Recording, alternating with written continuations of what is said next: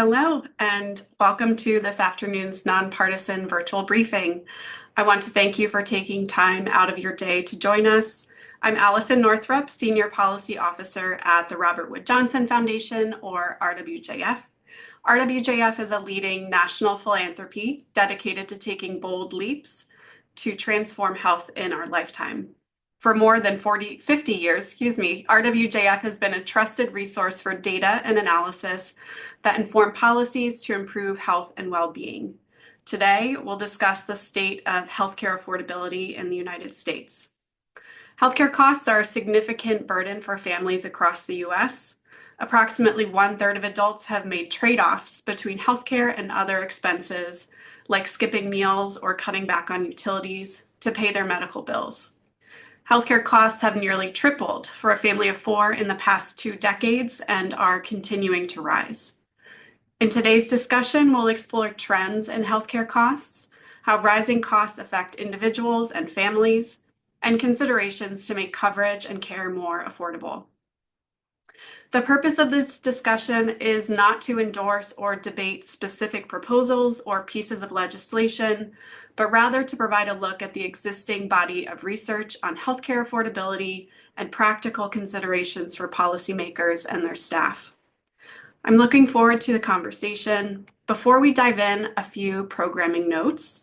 We will have plenty of time for Q&A, so feel free to share your questions in the Q&A box throughout the discussion. We also received several great questions from registrants in advance. A recording will be shared with you in a follow-up email, along with resources referenced during today's discussion. Near the end of our time, we'll share a link to a brief survey in the chat. We appreciate you completing it as we work to use your feedback to inform future briefings. Lastly, I want to make sure attendees are aware of 2 RWJF resources. The first, the Congressional District Health Dashboard, is a tool developed in partnership with the NYU Grossman School of Medicine. The dashboard tracks data on health and its drivers by congressional district and at the state level. You can visit congressionaldistricthealthdashboard.org to explore the tool and find data specific to your congressional district or state. The second, RWJF's Federal Policy Bulletin, is a monthly e-newsletter that delivers the latest research and resources on health policy directly to your inbox. We'll put a link to subscribe to the bulletin in the chat.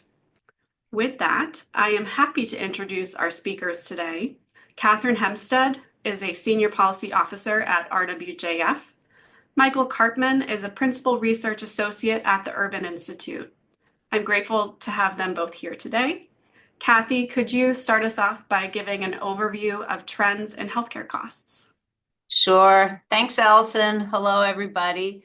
We're going to tag team, Michael and I'm going to start out just providing a little overview on why and sort of how healthcare costs so much in this country and what people think about doing about it from a policy perspective. And then Michael's going to talk about a particular study. So, my first slide contains one of my favorite quotes from Warren Buffett, when he said, "High healthcare costs are the tapeworm on American competitiveness." And I think one notable thing about this quote is that it's not new. It was from 2010, and it was as true then as it is now. It's even more true now, and we haven't found a way to really address this problem. And I think the metaphor of the tapeworm is really, really powerful, because one of the things about how much healthcare costs is that it crowds out spending on other goods. And for individuals, it crowds out their ability to buy other things in the present, but it also constrains their future by constraining people's ability to save. So I think it's unfortunately a very apt metaphor for what's going on with healthcare. So one of the, the biggies about US healthcare is it's very expensive. We spend much more on healthcare in this country compared to nations that we consider to be our peers. And that's what we really see in this graph, where the green dot is the US and we are outliers. And when we look at the relationship between per capita income and how much we spend on healthcare, you can see that we behave very differently from other countries. You can go to the next slide, thanks. Okay, and here are just a few other kind of ways to look at the historical trend in this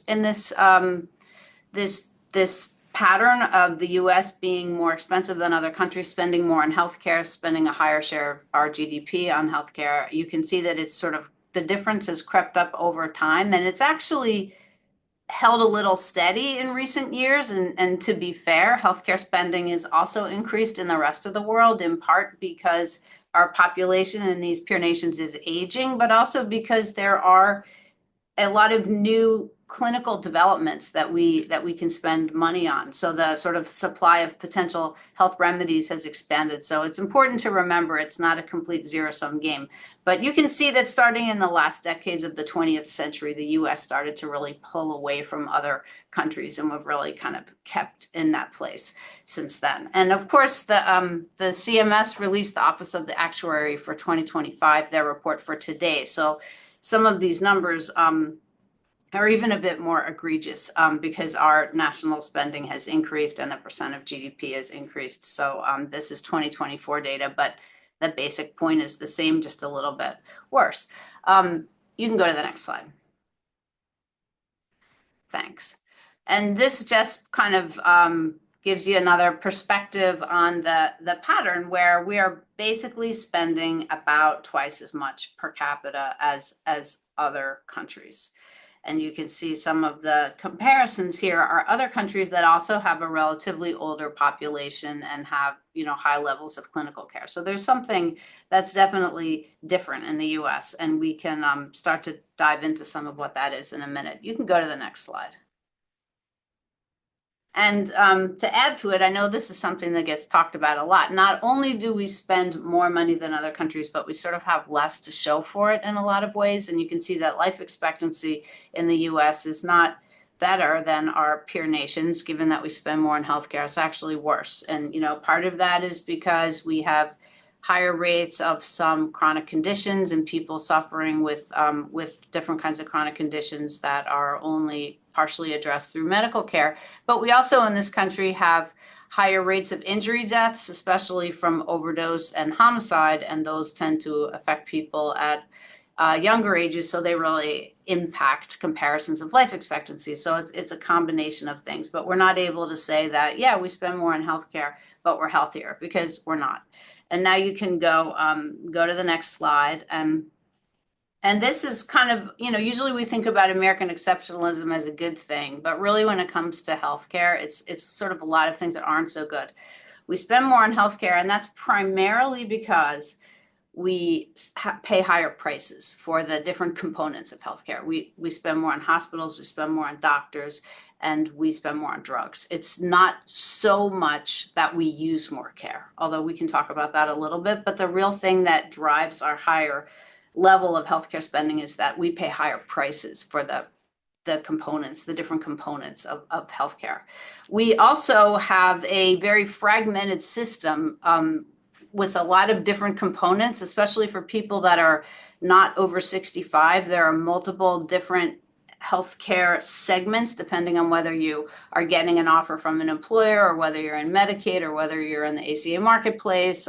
There's similar segments for children. So there's a lot of administrative burden and dead weight that comes from different eligibility processes. So that's something that our peer nations don't have as much. And then we, as mentioned, have poorer health outcomes, and we also have poorer sort of financial outcomes. And that's really what we're here to talk about today is affordability, is that we have much more uninsurance than other countries, and we have a lot of medical debt. I heard a great statistic today, which is that the level of medical debt is 196 billion, a current estimate, and that is more than enough to purchase every NFL football team. So I thought that was a great stat. And we have a ton of medical debt, and it's not limited to people who are uninsured. A lot of people with insurance have a lot of financial exposure and are not always able to manage their share of out-of-pocket costs and end up with medical debt too. So you can go to the next slide. So that's a little bit of table setting, as it were.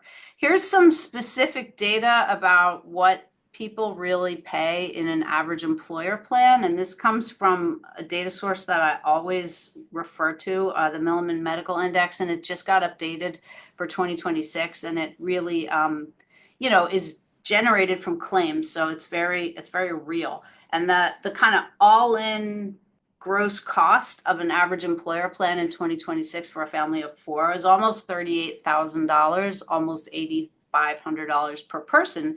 And it's quite a big jump from the year before. It's a 7.9% increase from 2025, which was the highest increase in more than a decade. So that is a big number, and it's a really large increase. And that's sort of the kind of all-in cost of what you would say your sort of typical employer plan for a family of four. So why don't you go to the next slide, and we can sort of look at how that's broken down. So right now, employers and employees are splitting that cost like around 60% and 40%.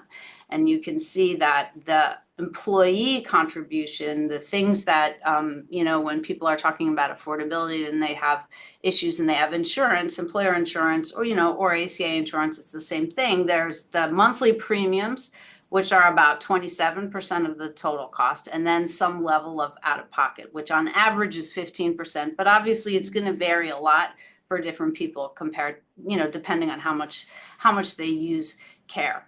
And increasingly, and there was a good survey of employers, that was asking them, how are you dealing with these, increased quotes you're getting from your brokers and stuff, is that they are, shifting more and more of that out-of-pocket cost to their employees. And that's why a lot of people that have insurance and have insurance from their employer are feeling like they're sort of inadequately protected against, financial exposure. And that's why when you survey people and ask them who's responsible for medical debt, the most common response is insurers, which is, you might not think that's what people would say, since it's really providers that are billing people when they have medical debt, but it's because people feel like their insurance is leaving them overexposed to healthcare costs.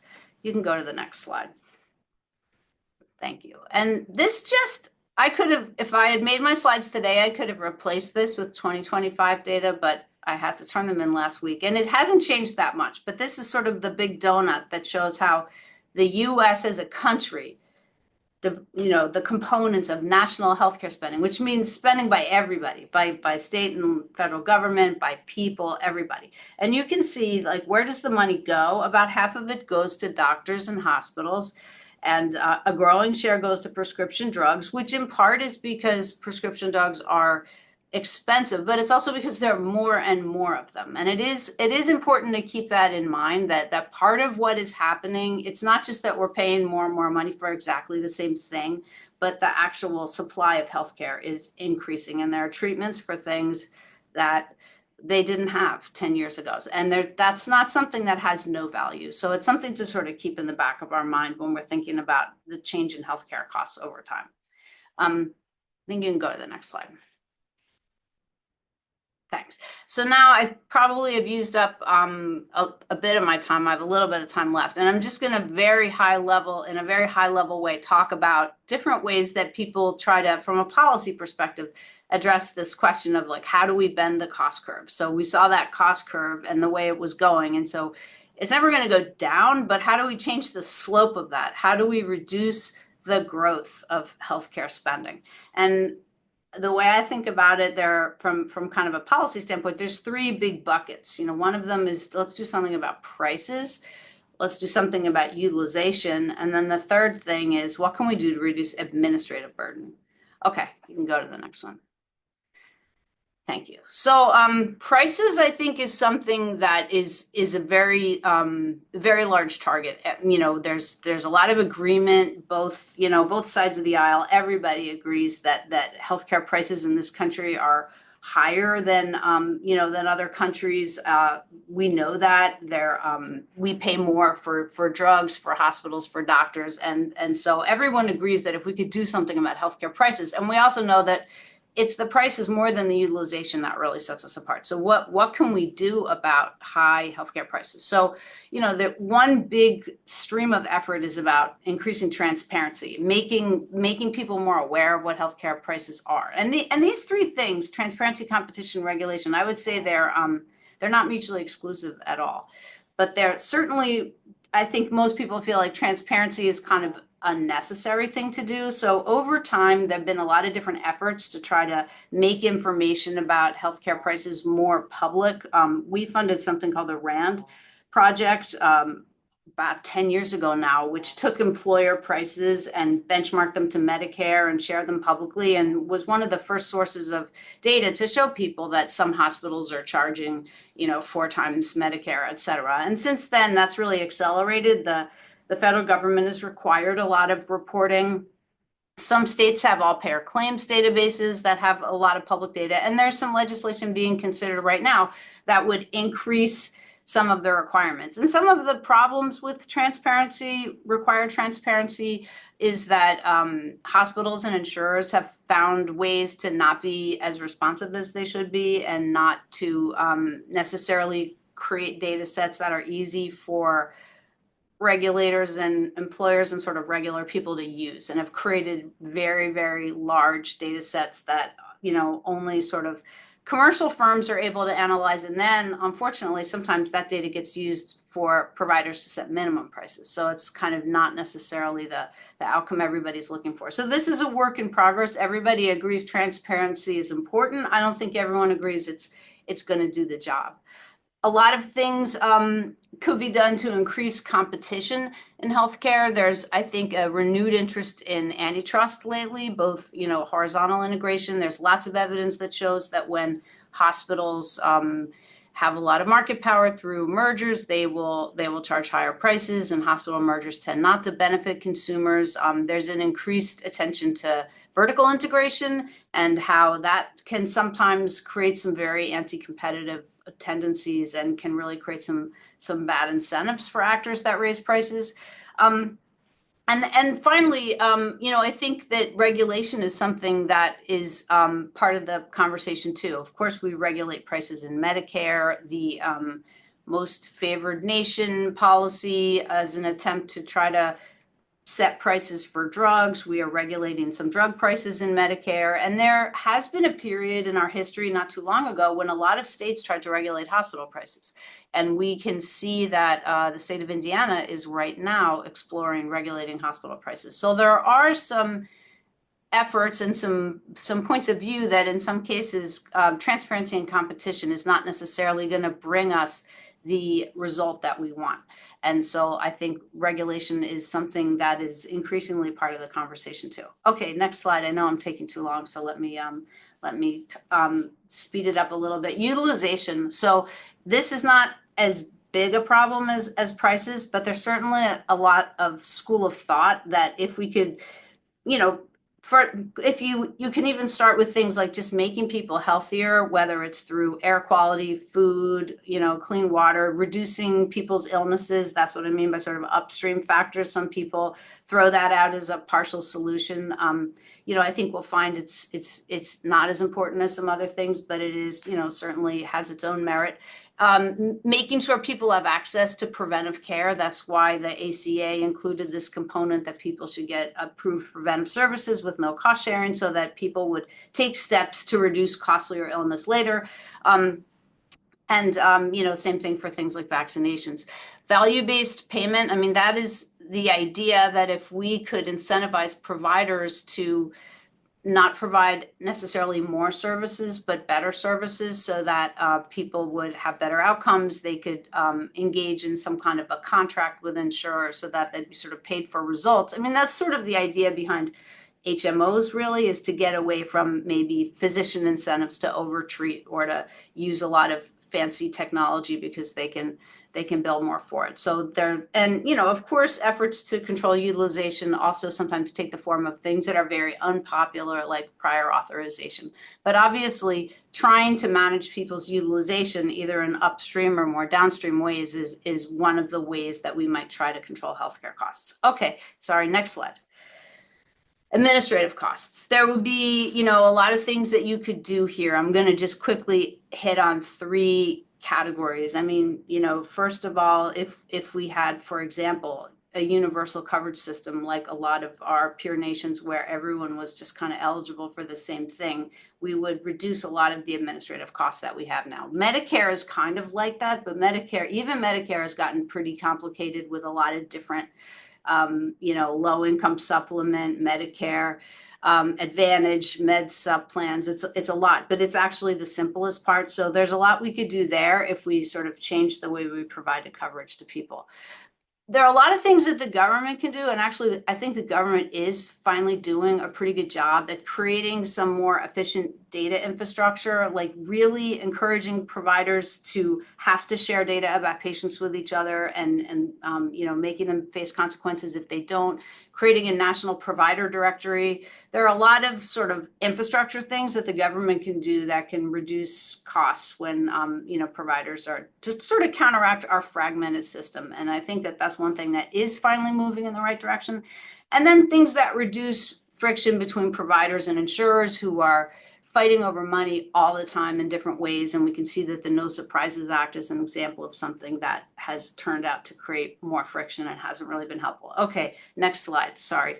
I'll end with something that I just think we should keep in mind. There was a really cool paper at Brookings not that long ago by really one of my very favorite health economists, David Cutler, who I think always does try to help us remember that we are actually also producing more health over time, and we are spending too much money and spending more money, but part of it is that we sometimes are able to consume more health, which does improve the quality of our lives. But he has noted that as bad as the recent data from the CMS actuary is, it's a little bit less than what was projected a few years ago, and that it's possible that we may have bent the cost curve a little bit. And what he finds that I think is really interesting is that it seems like perhaps technology has reduced some of our costs. And, the relationship between technology and healthcare costs is really complicated because lots of times it's been thought of as a cost driver. Hospitals all get fancy new pieces of equipment and overuse them and charge everybody for them. And now we may be in a place where there is some reduction, there's some really discernible reduction in some healthcare costs that are coming from technology. But we also know that providers and insurers are using AI to fight with each other too. So it's definitely a double-edged sword. But I thought this was an interesting finding, and it's something that this isn't really driven by policy. This is kind of driven by just medical science and discovery and people figuring out easier ways to do things. And I think that's worth remembering too. And I believe that's my last slide. So thank you very much.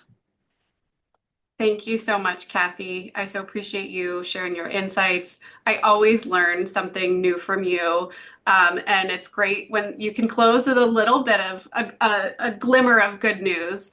It's every time I hear the facts about the increasing cost of healthcare, it's really eye-opening, and to thinking about what those increased costs mean for families across the country. Michael, you recently released new research from Urban on how these cost increases are affecting everyday people. Could you tell us a bit more about what you're seeing? Yeah, let's get into it. So first, thank you. That was a great overview of what's driving the national trends in healthcare costs. I'm going to talk more about what this means for families in terms of their exposure to out-of-pocket costs and how they report their overall ability to afford healthcare.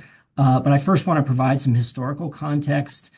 So this chart is from a Census Bureau report showing that the national uninsured rate is relatively low by historical standards at about 8% in 2024, compared with over 13% in the year just before implementation of the Affordable Care Act's major coverage provisions. And there are other federal data showing that the uninsured rate for non-elderly adults and some indicators of affordability problems have declined since 2019. So even though system-wide costs have been rising, the trend's been moving in the right direction in terms of limiting families' exposure to high costs, at least until recently. But despite the low uninsured rate, we all know that affordability is still a key challenge. And recent changes to Medicaid and marketplaces are expected to increase the number of people who are uninsured and who struggle to afford care. And so I'll turn back to those policies in a moment, but first we'll present a snapshot of healthcare affordability in 2025 prior to the implementation of those policy changes. So let's go to the next slide. Okay, so this chart and the following charts are based on data from the December 2025 round of the Urban Institute's Wellbeing and Basic Needs Survey, which is a nationally representative annual survey of more than 10,000 adults. We focused on healthcare affordability among families of adults age 18 to 64. And we found that in 2025, nearly half of working age adults, or 46%, reported one or more difficulties affording healthcare for their families. And so this included 17% with problems paying family medical bills during the year, 35% who said that they or a family member did not get needed healthcare because of the costs during the year, and 29% whose families owed medical debt at the time of the survey. And many families face more than one of these issues. They're not obviously they're not mutually exclusive, but nearly half faced at least one of these issues. Next slide. So this chart shows that both uninsured and insured adults experienced affordability challenges. These estimates are based on the type of coverage held by the respondent, even though we're measuring affordability for all family members. So there may be some mismatch between the respondent's coverage and a family member's coverage, but even so, not surprisingly, we found that uninsured adults were most likely to report difficulty affording care at 60%, including more than half of uninsured adults who reported unmet healthcare needs because of the cost. We also found that more than half of adults with Medicaid and over half with Marketplace or other individual market coverage reported some difficulty affording care, compared with 39% of adults with employer-based coverage. Some of those differences by coverage type are driven by differences in the incomes and the health status of adults with each type of coverage, which we can see in the next slide. So here, when we limit our analysis to adults with incomes below twice the federal poverty level, we find a lot more similarity by coverage type, with over half of families reporting difficulty affording care, regardless of insurance status. But I think a key takeaway is that first, health insurance coverage isn't always sufficient to protect families from affordability challenges. And second, this is especially the case among those with lower income. This is primarily because of deductibles and other cost sharing, but also reflects other reasons like health plans not covering certain benefits or certain providers. Even in Medicaid, where people have little or no cost sharing, there can still be affordability challenges because of disruptions in coverage related to eligibility changes during the year, or certain benefits like dental care that are not covered. And Medicaid enrollees also have greater healthcare needs on average than other adults. Let's go to the next slide. So having greater healthcare needs translates to increased exposure to out-of-pocket costs among people who are less likely to be working because of their health conditions and tend to have lower incomes. And so this helps explain why more than 2/3 of adults reporting fair or poor health or a disability reported difficulty affording care in 2025, compared with about 40% of adults who are not in fair or poor health and did not have a disability. We also found that 60% or more of adults with certain diagnosed chronic conditions like diabetes, heart disease, and cancer reported affordability challenges, which means a lot of people with serious health conditions are not getting needed care, including potentially life-saving treatment, putting them at risk of worse health outcomes and higher mortality, not to mention the stress of navigating billing and reimbursement and making trade-offs between medical bills and other needs as people are trying to manage their health. Next slide. We found more than half of Black and Hispanic adults and about half of families in rural areas reported difficulty affording care, reflecting ongoing disparities in health insurance coverage, income and savings, and health status among various other factors. Not shown in this slide, but we also found affordability issues are more common in this southern region compared with the Northeast and Midwest, which partially reflects the concentration of states that have not adopted the Affordable Care Act Medicaid expansion in the South. Let's go to the next slide.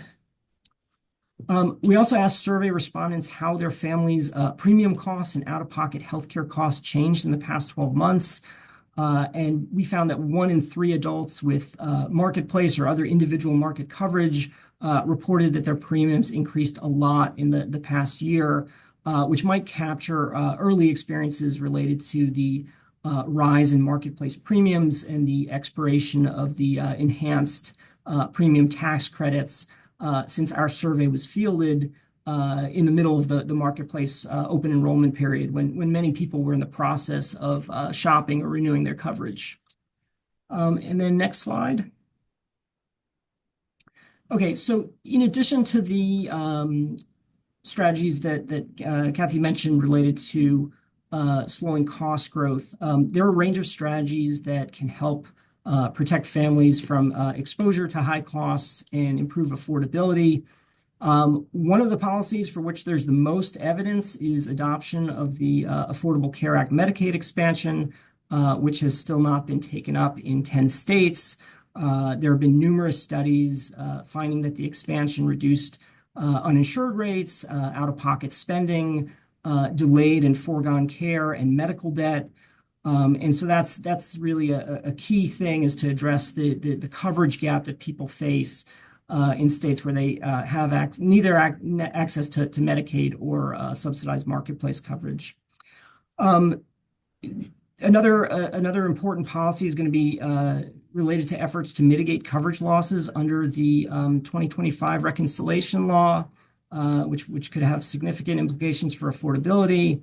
Urban Institute modeling has found that between 5 to 10 million adults could lose Medicaid expansion coverage because of new work requirements and more frequent eligibility checks, depending on how states implement those provisions. And so mitigating enrollment declines and a rise in uninsured rates will require states to really maximize their use of data to identify whether Medicaid enrollees are meeting the work requirements or exempt from them in an effort to help them maintain their coverage. Other policies that can help include 12-month continuous eligibility in Medicaid. This is now required for children in Medicaid and CHIP as of 2024, and it's been shown to reduce gaps in coverage and the rate at which people churn on and off coverage programs. In the marketplaces, some proposals to address affordability have included increased subsidies for both premiums and cost sharing reductions, as well as tying the premium subsidies to the price of gold plans instead of silver plans, so that people have plans with a higher actuarial value that covers more of their health costs.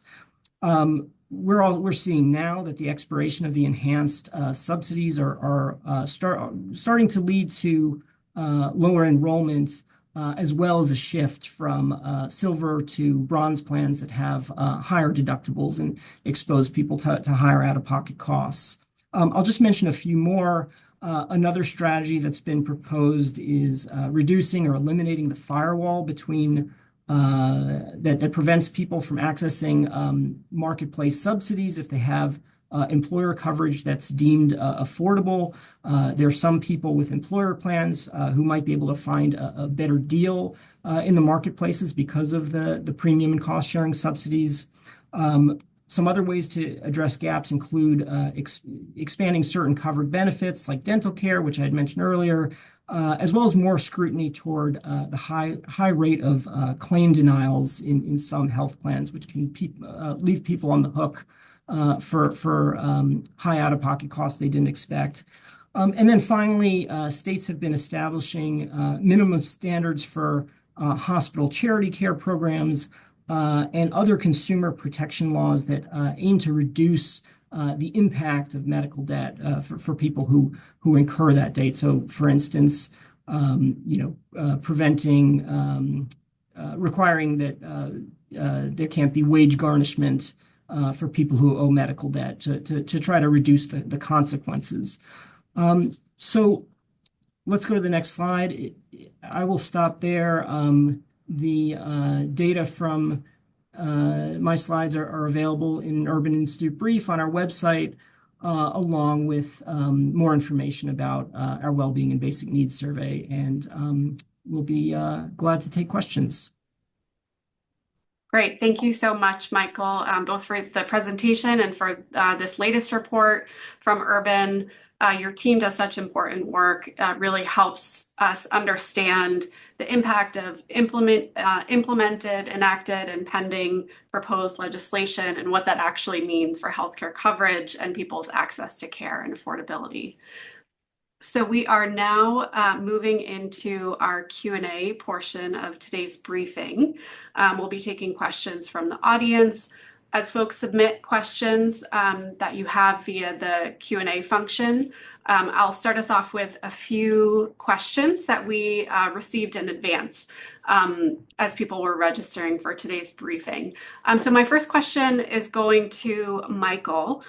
You from your report showed some information about the affordability challenges in both rural and urban areas. And we did receive an audience question: how will affordability policies apply or impact both rural and urban areas? And how will those policies impact rural versus urban areas differently? Yeah, so some of these policies that are either happening now or forthcoming, including the expiration of the enhanced premium tax credits in the marketplace, the work requirements in Medicaid, and the more frequent eligibility checks in Medicaid, and other changes to the marketplaces under the reconciliation law, they're going to affect rural and urban areas alike.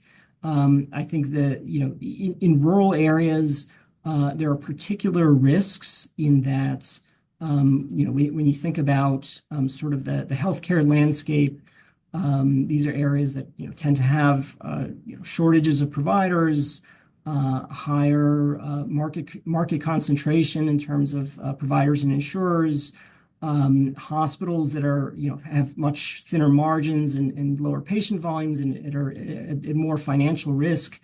And there's also data showing that Medicaid plays a disproportionately important role in rural areas. More non-elderly people are covered by Medicaid in rural areas compared to urban areas, just as a proportion of the population. And so these changes could hit rural areas very hard.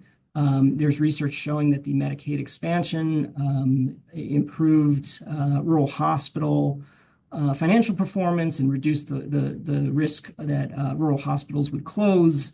And so some retrenchment in expansion coverage could increase some of those risks.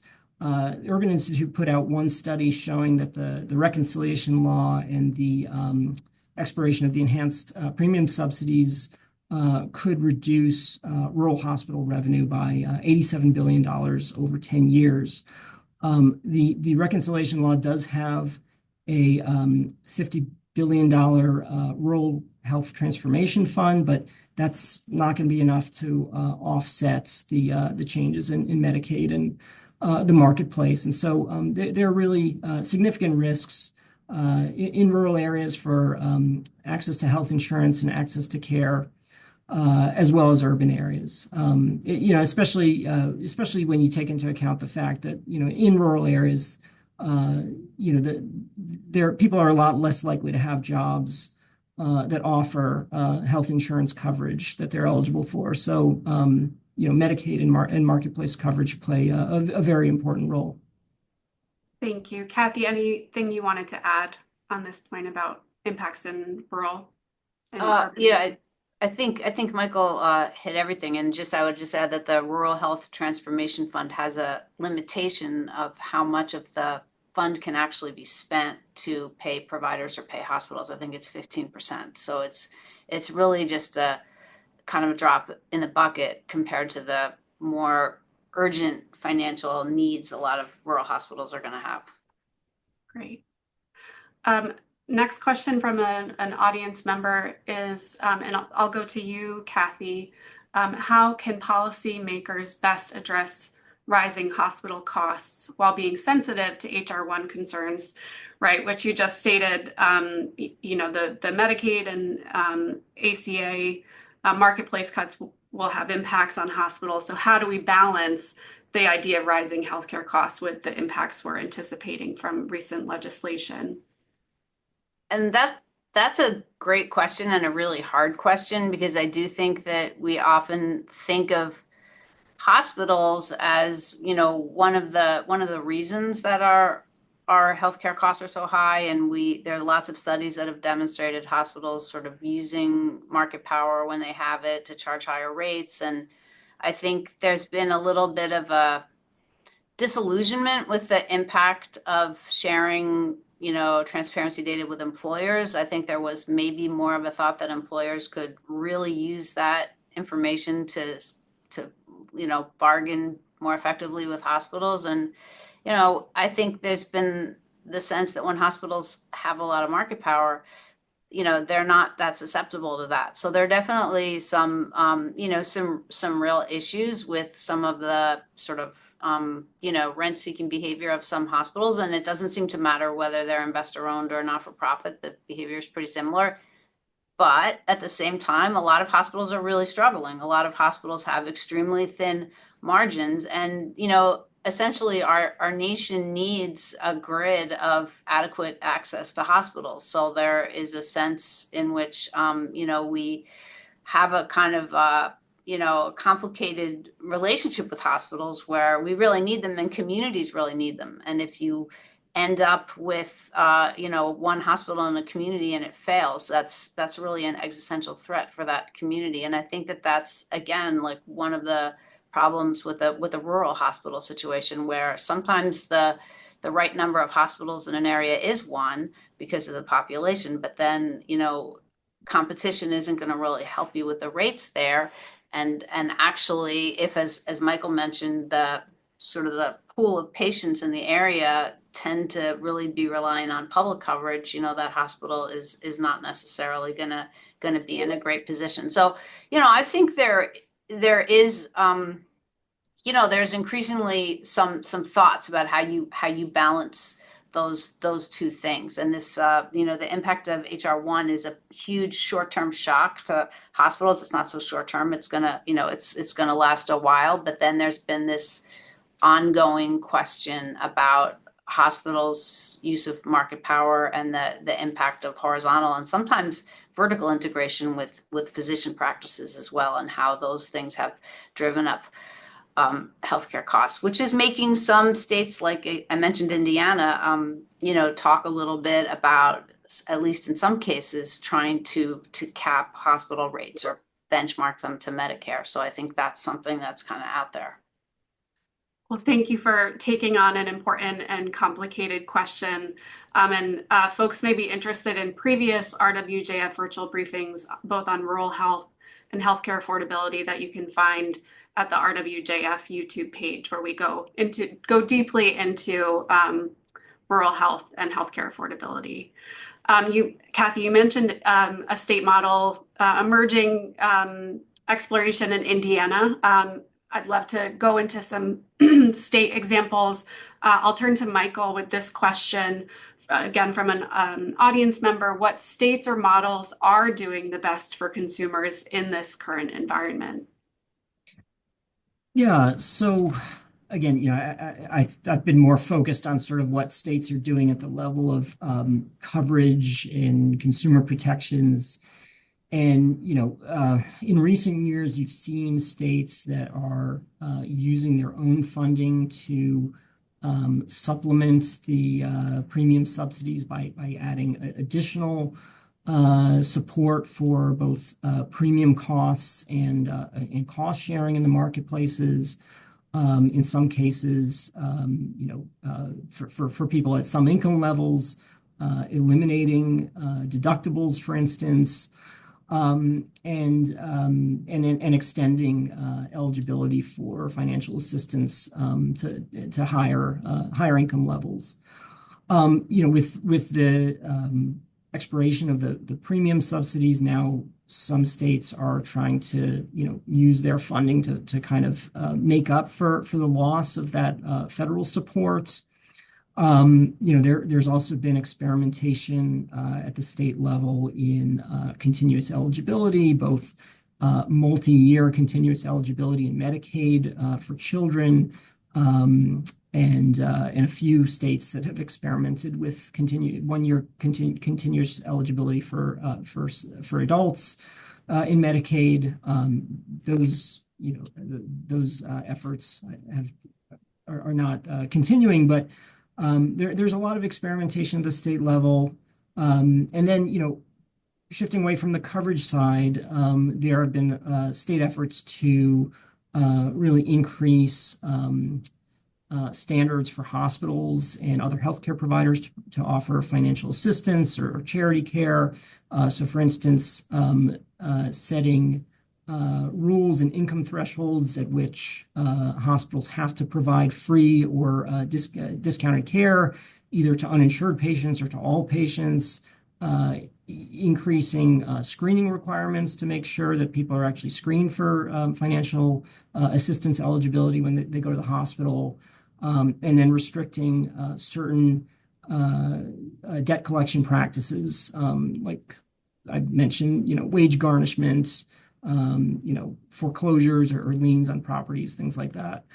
And so all of these, these are a lot, relatively new and emerging efforts, and we'll need more evaluation over time to see how well they're improving affordability for people.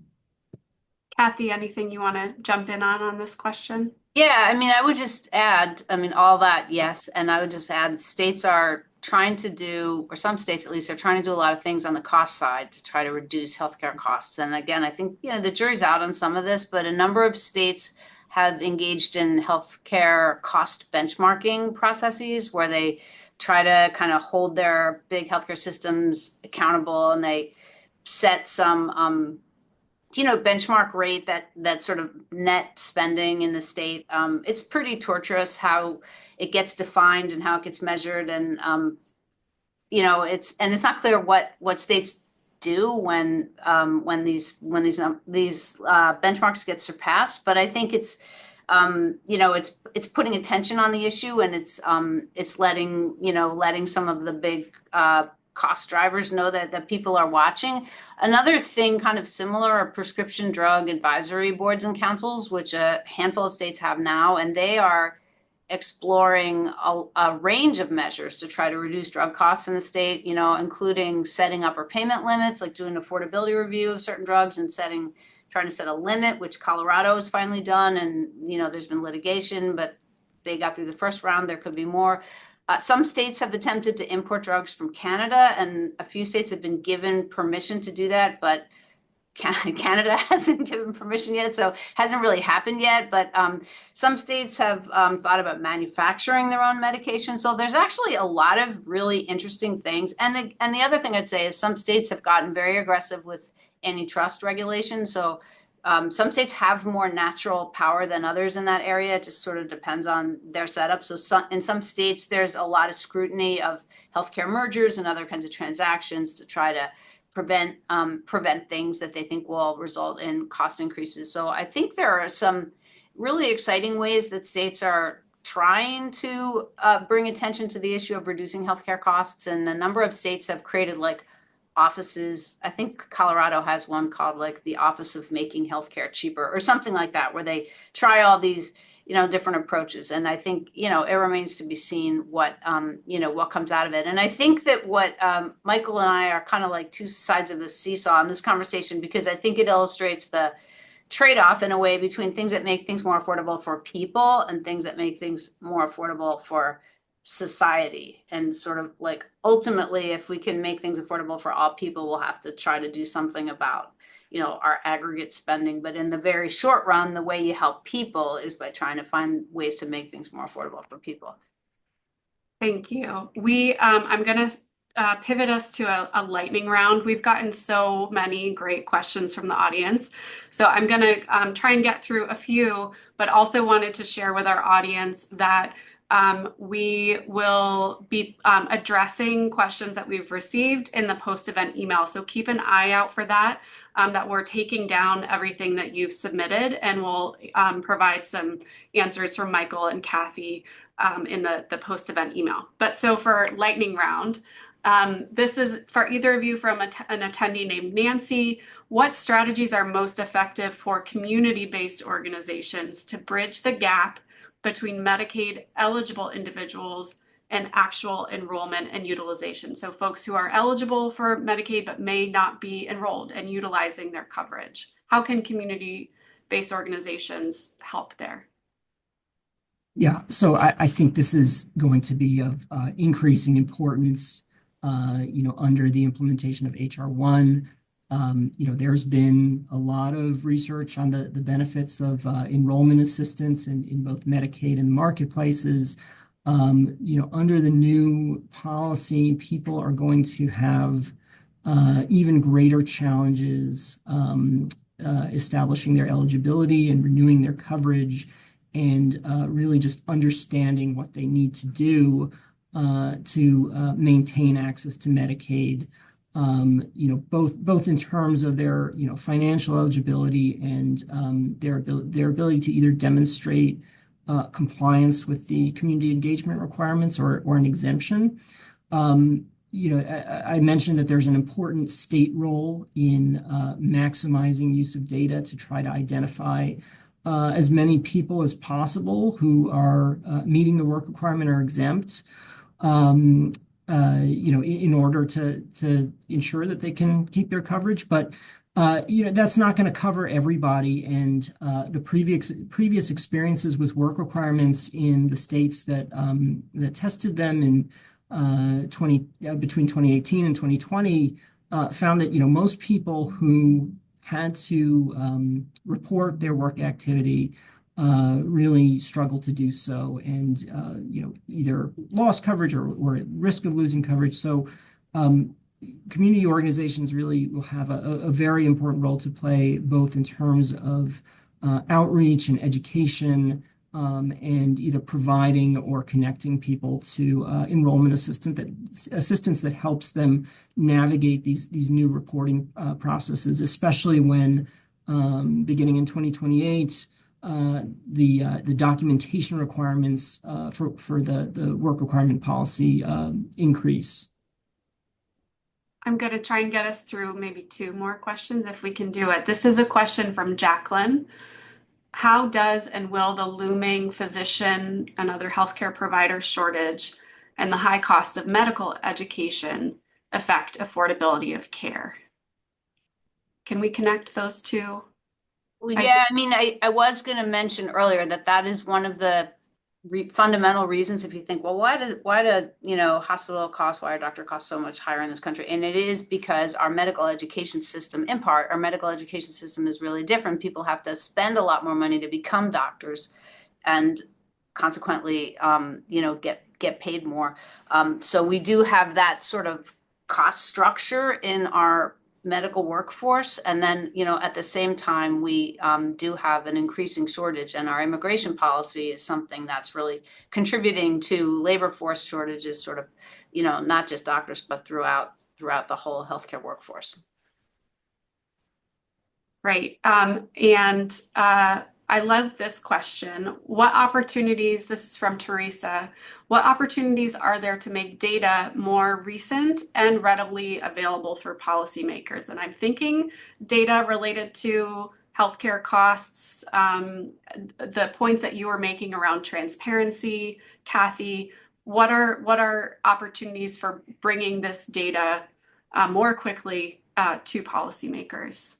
Well, yeah, I mean, I think there's been a real explosion in the use of what people call real world data in both the research space and the policy space. And the new required transparency data are, really supposed to be quite up to date. I think the insurer submission is supposed to be quarterly, and states that have access to different kinds of claims data are really able to see data that are very, very timely. So I think there's actually been a lot of improvement with that. And what I'm also really kind of optimistic about with some of the things that are going on in in HHS right now are real efforts to try to improve interoperability so that from a patient standpoint, there's much more integration of their data, and if they can pull this off, it'd be wonderful. People have been talking about this for decades, a true national provider directory, so that that's a huge pain point for patients so often is people that are allegedly in their network but not really. So I think there are huge strides with data timeliness, really, and that increasing use of real world data is something that's going to be really important for both policy and research. I'm going to squeeze in one more question. Kathy, can you talk about the impact a bit more of vertical integration on affordability? You also mentioned horizontal integration, and what are effective policy levers to address this? Vertical integration, well, horizontal integration is something that is more classically subject to antitrust regulation, and it's also something that sometimes state AGs can, ban or stop hospital mergers when they think there's going to be an anti-competitive effect.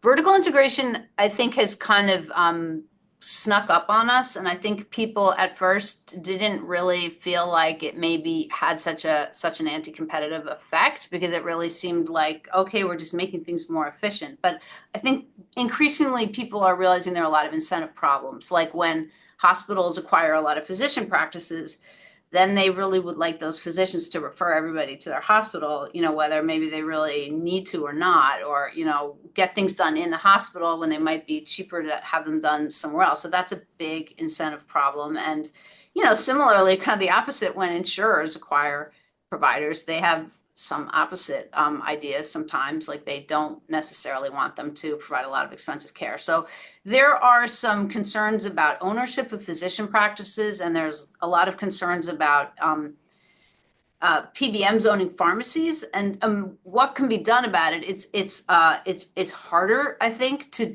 do things to counter this. We saw an interesting example in Arkansas, which forbade PBMs from owning pharmacies, which had a huge impact on CVS, who's now suing them. So I think there are some attempts through litigation to say this kind of entity can't own that, or let's try to break up these vertically integrated chains. But I don't think there has been a very effective policy response yet. But I think people are starting to wise up that there's some real downsides potentially to vertical integration.